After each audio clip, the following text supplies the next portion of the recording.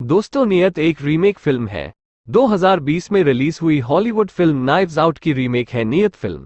तो दोस्तों, आज हम एक्सप्लेन करने वाले हैं नाइव्स आउट फिल्म को, क्योंकि दोनों ही फिल्म की स्टोरी सेम है, बस फिल्म में काम करने वाले एक्टर और एक्ट्रेस अलग अलग है। तो चलिए वीडियो को शुरू करते हैं। कहानी के शुरुआत में हमें हर्लन की मौत को दिखाई जाती है, जिसका गला कटा हुआ था। एक हफ्ते बाद हर्लन की मौत के रहस्य को सुझाने के लिए उसके घर एक डिटेक्टिव आता है, जो आज सभी घरवालों से एक एक करके पूछताछ करता है, जिससे हमें पता चलता है कि हर्लन अपने 85वें जन्मदिन पर मर गया। उस दिन उसका सारा परिवार घर पर ही थे। पूछताछ के दौरान सभी घरवाले एक दूसरे पर आरोप लगाते हैं और एक दूसरे की चुगलियां भी करते हैं। साथ ही डिटेक्टिव को यह भी पता चल जाता है कि इन सभी घरवालों का हर्लन के साथ कोई ना कोई उस रात झगड़ा हुआ था। इसलिए सभी घरवाले डिटेक्टिव ब्लैंक से झूठ बोलते हैं, क्योंकि उन्हें लगता है कि हर्लन के साथ हुए झगड़े की बात डिटेक्टिव को पता चल जाएगा, और ऐसा कोई भी घरवाला नहीं चाहता है। इसके बाद तीनों डिटेक्टिव घूमने के लिए बाहर चले जाते हैं ताकि कुछ ब्रेक मिल सके। तभी माका नाम की एक लड़की इनकी बातें सुन रही होती है, लेकिन डिटेक्टिव ब्लैंक उसे देख लेता है। माका हर्लन की नर्स है जो उसकी केयर करती थी। डिटेक्टिव ब्लैंक को पता चल जाता है कि माका अगर झूठ बोलती है तो उसे वोमिटिंग होती है। डिटेक्टिव माका को बोलता है कि कल मुझे किसी ने लेटर भेजा था और मुझसे किसी ने रिक्वेस्ट की थी कि मैं हर्लन के मौत की रहस्य को सॉल्व करूं, लेकिन मुझे ये नहीं पता कि वो कौन है जिसने मुझे वो लेटर भेजा था। अब डिटेक्टिव ब्लैंक पुलिस वाले से पूछता है कि हर्लन के मौत की रात को आखिर क्या क्या हुआ था, मुझे सब कुछ अच्छे से बताओ। वो पुलिस वाला डायरी खोलकर एक एक बात डिटेक्टिव ब्लैंक को बताता है। वो बताता है कि उस रात पार्टी 11:30 बजे खत्म हो गया था। माका हर्लन को लेकर ऊपर चली गई थी ताकि वो हर्लीन को मेडिसिन दे सके। जॉली जब योगा कर रही होती है तब उसे ऊपर वाले कमरे से कुछ आवाज आती है, क्योंकि जॉली का कमरा ठीक हर्लन के कमरे के नीचे होता है। इसलिए जॉली हर्लन से पूछताछ करने के लिए उसके कमरे में जाती है, जहां हर्लीन बिल्कुल ठीक होता है। हर्लन बताता है कि उससे बोर्ड नीचे गिर गया था, जिसकी वजह से आवाज आई थी। वहीं पर लिंडा का कमरा भी होता है। लिंडा को थोड़ी सी भी आवाज आती है तो वो नींद से जाग जाती है। इसलिए जब माका मेडिसिन देकर नीचे आई थी तब लिंडा जाग गई थी। जब माका घर से गई थी तब बाहर वॉल्टर खड़ा था और माका ने वॉल्टर से टाइम भी पूछा था। तब ठीक रात के 12 बजे थे। उसके ठीक 15 मिनट बाद हर्लीन सीढ़ियों से नीचे आता है, लेकिन वॉल्टर बाहर ही होता है जो हर्लन को ऊपर भेज देता है। पुलिस वाला आगे बताता है कि रात को 3 बजे के करीब मेग को कुत्तों के भौंकने की आवाज सुनाई दी, लेकिन मेग चेक करके वापस सो गई। वो पुलिस वाला डिटेक्टिव को ये सब बता देता है कि मैंने इतना ही नोट किया है, और मर्डर की बात की जाए तो मर्डर रात के 12:30 से 2 बजे के बीच हुआ है। और बाकी चीजों को ध्यान में रखा जाए तो ये एक सुसाइड ही लगता है, क्योंकि जब मौत हुई तब वहां पर कोई नहीं था। लेकिन डिटेक्टिव को ये सुसाइड नहीं मर्डर लगता है। इसलिए वो माका से फिर से पूछताछ करता है कि उस रात क्या हुआ था, और कहता है कि मुझे सब सच सच बताना, क्योंकि झूठ बोलने से तुम्हें वोमिटिंग आएगी। इसलिए माका बताने लगती है और उसको जन्मदिन वाली रात याद आती है, जहां हमें पता चलता है कि माका हर्लन को 11:30 बजे ऊपर ले गई थी और फिर वो उसके साथ जियो बोर्ड खेलने लगी थी। जब हर्लन हारने लगा था तब वो जियो बोर्ड को नीचे गिरा देता है, लेकिन बोर्ड के गिरते ही मेडिसिन भी नीचे गिर जाती है और माका मेडिसिन को बिना देखे ही हर्लन को इंजेक्शन लगा देती है। लेकिन जब माका दूसरी बोतल से इंजेक्शन को भरती है तब उसे पता चल जाता है कि उसने गड़बड़ कर दी है, क्योंकि जो मेडिसिन देनी थी उसके जगह आज कोई अलग मेडिसिन वहां रखा था। साथ ही माका को पता चल जाता है कि यहाँ दवाई के साथ किसी ने छेड़खानी की है, जिससे हर्लन अगले 10 मिनट में मर जाएगा। इसलिए माका एम्बुलेंस को कॉल करती है, लेकिन हर्लन माका को कॉल नहीं करने देता, क्योंकि हर्लन को पता लग जाता है कि किसी ने दवाइयों के साथ छेड़छाड़ की है। जब माका हर्लन के परिवार को बताने के लिए जाती है तब उसे हर्लीन गिराकर रोक देता है, जिससे जॉली को आवाज सुनाई देती है और जॉली ऊपर चेक करने के लिए आई थी। लेकिन तब हर्लन झूठ बोल देता है कि सब कुछ सही है, बस मुझसे जियो बोर्ड नीचे गिर गया। हर्लीन को पता होता है कि अगर वो मर जाता है तो सारा इल्जाम माका पर आ जाएगा, और माका दिल की अच्छी होती है। इसलिए माका को बचाने के लिए हर्लन बोलता है कि जो मैं कहता हूं तुम वो करो। तुम यहाँ से सीढ़ियों से नीचे चली जाओ और जाते समय वॉल्टर से टाइम पूछ कर जाना। इसके बाद तुम गाड़ी लेकर गेट से बाहर जाना और जहां पर हाथी वाला स्टैचू है उससे आगे गाड़ी को पार्क कर देना, क्योंकि स्टैचू से आगे वाला एरिया कैमरे की निगाह में नहीं है। आगे हर्लन बताता है कि उसके बाद तुम पीछे के रास्ते से घर की चारदीवारी के अंदर आना। मेरे कुत्ते तुम्हें जानते हैं, इसलिए वो तुम पर भौंकेंगे नहीं। उसके बाद तुम मेरे कमरे में आना, लेकिन इस वक्त सीढ़ियों से मत आना। जो दीवार पे ग्रिल लगी है तुम उनके सहारे ऊपर चढ़ना, और जो छुपी हुई खिड़की है तुम उसके सहारे मेरे कमरे तक आ जाना।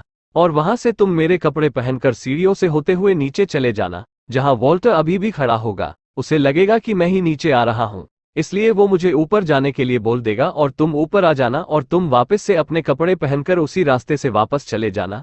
इससे तुम पर कोई इल्जाम नहीं आएगा, और जब पुलिस तुमसे पूछताछ करेगी तब तुम्हें झूठ बोलने की भी जरूरत नहीं पड़ेगी, क्योंकि जो चीजें मैं तुम्हें बता रहा हूं तुम्हें बस वही बोलनी है। इससे तुम्हें वो मीटिंग नहीं आएगी। लेकिन इसी दौरान माका से एक गलती हो जाती है। उससे दीवार में लकड़ी की ग्रिल टूट जाती है, जिससे वो रात को ऊपर चढ़ी थी। अब माका अपनी यादों से बाहर आ जाती है, जहां वो डिटेक्टिव के सामने होती है। माका डिटेक्टिव ब्लैंक को बताती है कि हरलीन को 11:30 बजे उसके रूम में लेकर गई थी, जहां उसने मेडिसिन दी और मेडिसिन देकर वो 12 बजे अपने घर पर चली गई थी। लेकिन माका को वो मीटिंग नहीं होती, क्योंकि जो बातें बताई वो सच थी। माका अपने घर पर वापस आ जाती है और वो सोचने लगती है कि हरलीन ने उसे वहां से जाने के लिए कहा था। लेकिन जब उसने वापस से दरवाजे को खोलकर देखा तब तक हर्लन अपनी गर्दन काट चुका था। माका उस चीज को देखकर डर गई थी। अगले दिन डिटेक्टिव ब्लैंक इन सारी चीजों की छानबीन करना शुरू करता है। डिटेक्टिव ब्लैंक घर के आंगन की छानबीन कर रहे होते हैं, तभी वहां उसे वो टूटा हुआ लकड़ी की ग्रिल मिल जाता है, जो माका से ऊपर चढ़ते वक्त टूट गई थी। इसलिए डिटेक्टिव ब्लैंक को पता चल जाता है कि यहाँ से किसी ने ऊपर चढ़ने की कोशिश की थी।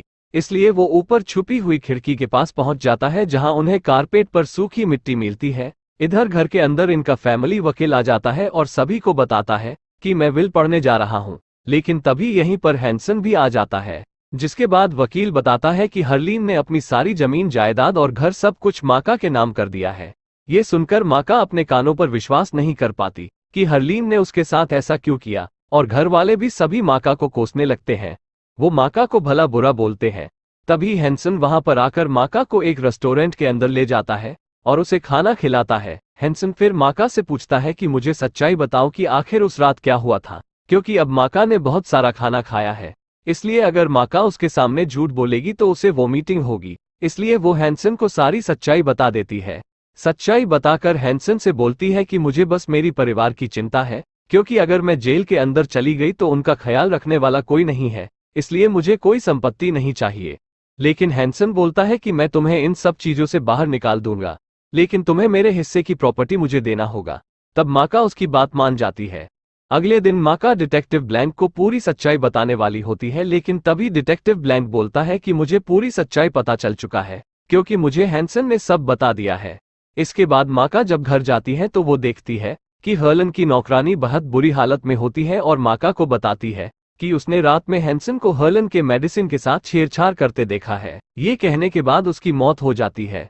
अब पूरे घर वालों को माका सच्चाई बताने वाली होती है, लेकिन तभी यहीं पर डिटेक्टिव ब्लैंक आकर माका को रोक लेता है। वो माका को एक कमरे के अंदर लेकर आता है, जहां वो बताता है कि जिसने भी मुझे हायर किया था उसे सब पता था कि सारी की सारी वसीयत माका के नाम जाने वाली है, और वो आदमी मेरे मदद से माका को दोषी साबित करवाना चाहता था, क्योंकि उस आदमी को क्राइम के बारे में पता था।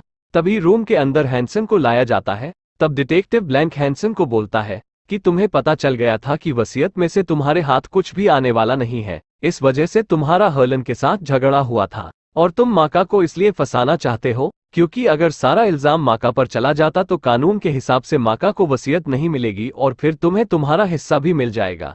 डिटेक्टिव ब्लैंक बताता है कि माका ने हर्लन को सही दवाई दी थी, और ये साबित करने के लिए डिटेक्टिव ब्लैंक अपने साथ 2 छोटी बोतल रखता है और उनमें से वो एक बोतल को उठाने के लिए बोलता है। माका बिना नाम देखे उस बोतल को उठा लेती है। डिटेक्टिव ब्लैंक बताता है कि मैंने इन बोतल के नाम छिपाए हुए थे, लेकिन फिर भी माका ने सही बोतल को चुना, क्योंकि माका एक नर्स थी, इसलिए वो मेडिसिन को देखकर पहचान जाती थी, और माका ने उस रात हर्लन को सही दवाई दी थी। लेकिन जब तुम दूसरी बोतल से दवाई देने वाली थी तब तुमने उस दूसरे बोतल का नाम पढ़ लिया और तुम्हें लगा कि तुमने हर्लन को गलत मेडिसिन दे दी, और तुम्हें बचाने के लिए हर्लन ने उसके बाद अपना गला काटकर सुसाइड कर लिया। ये सब सुनकर माका बहुत दुखी होती है। डिटेक्टिव आगे बताता है कि हैंसन तुम उन दवाइयों को वापस सही करने के लिए आए थे, तब तुम्हें हर्लन की नौकरानी वहां देख लेती है, लेकिन तुम सिर्फ हर्लन को मारना नहीं बल्कि माका को फंसाना चाहते थे, और इसलिए तुमने मुझे लेटर भेजा ताकि मैं माका को दोषी साबित कर सकूं। तभी हैंसन गुस्से में आकर बोलता है कि मैंने ही माका को फंसाने की कोशिश की और मैंने ही हर्लन की नौकरानी को भी मारा है। तभी हैंसन माका को एक चाकू की मदद से मारने की कोशिश करता है, लेकिन तभी हैंसन को पुलिस पकड़कर वहां से ले जाते हैं। इसके बाद जब माका डिटेक्टिव ब्लैंक के साथ बैठी होती है तब वो डिटेक्टिव ब्लैंक से पूछती है कि आपको कब पता चला कि हर्लन के मौत के साथ मेरा कनेक्शन है? तब डिटेक्टिव माका के जूतों की तरफ इशारा करता है, जहां माका के जूतों पर हर्लन के खून के निशान थे। अब माका भी हर्लन की वसीयत को अपना लेती है और उनके घरवाले माका की तरफ बस देखते ही रह जाते हैं। और इसी के साथ ये फिल्म यहीं पर खत्म हो जाती है। तो दोस्तों, अगर आपको वीडियो पसंद आया तो वीडियो को लाइक और चैनल को सब्सक्राइब जरूर करें।